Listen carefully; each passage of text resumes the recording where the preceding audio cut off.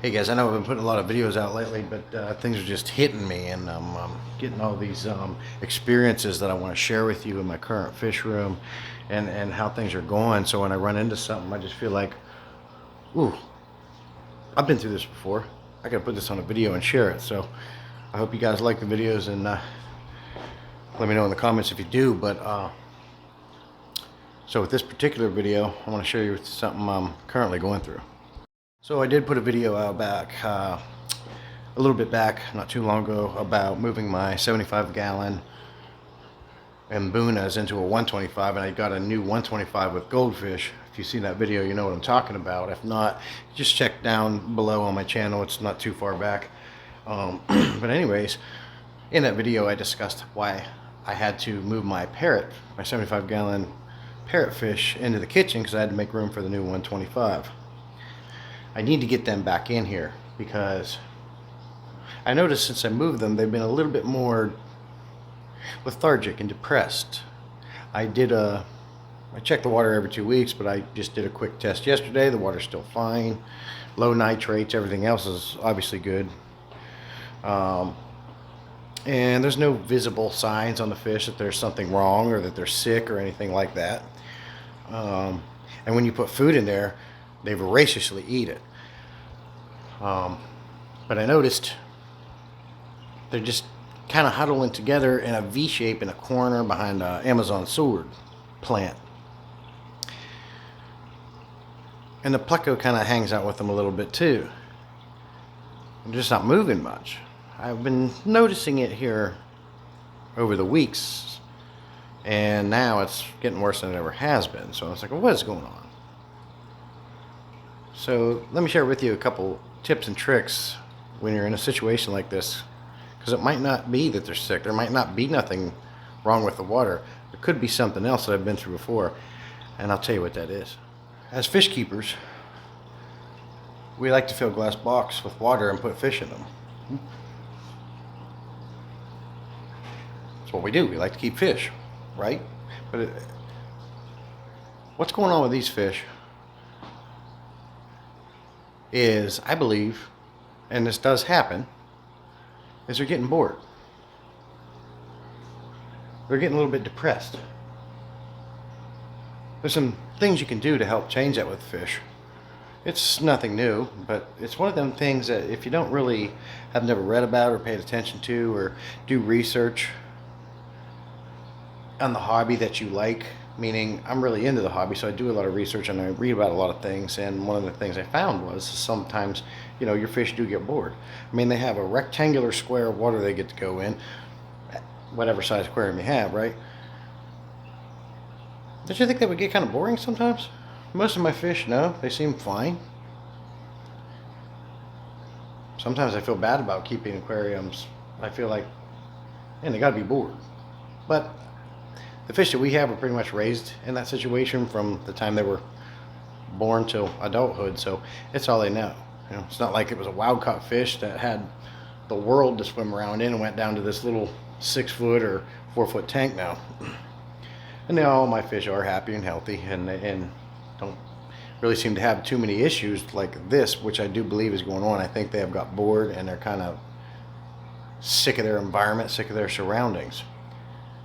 I put a video out not long ago about fish being stressed out, and in that video I mentioned about troubleshooting.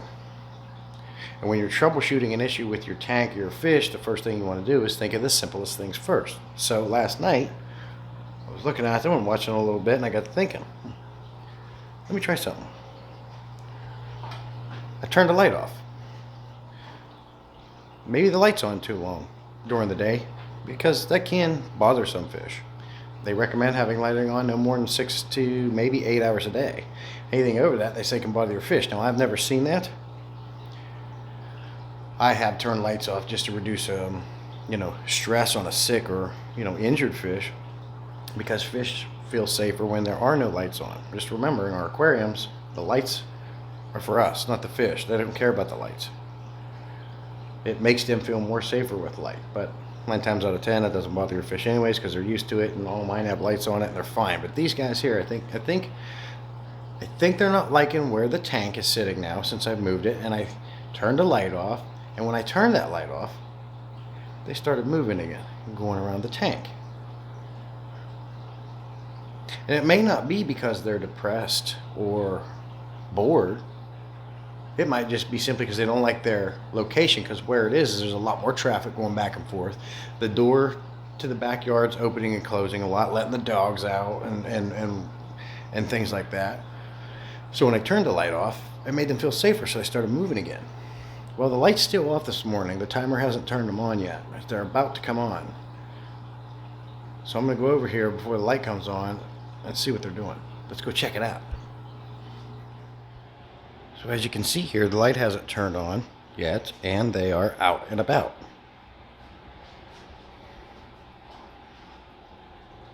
As you can see in the thumbnail, they were over here in this back corner behind the Amazon sword.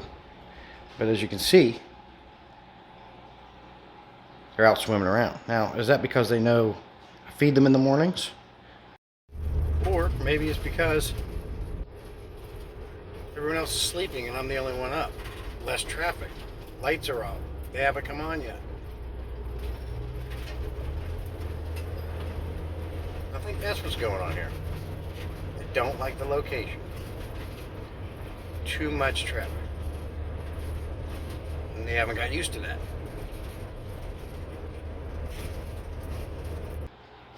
See, that one gave him a playful tap.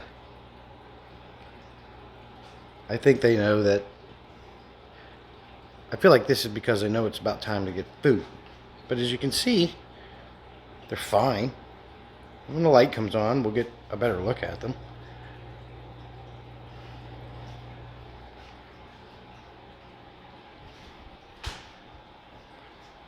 But I slid this 75 clear from the dining room where all my aquariums are to here to make room for that 125.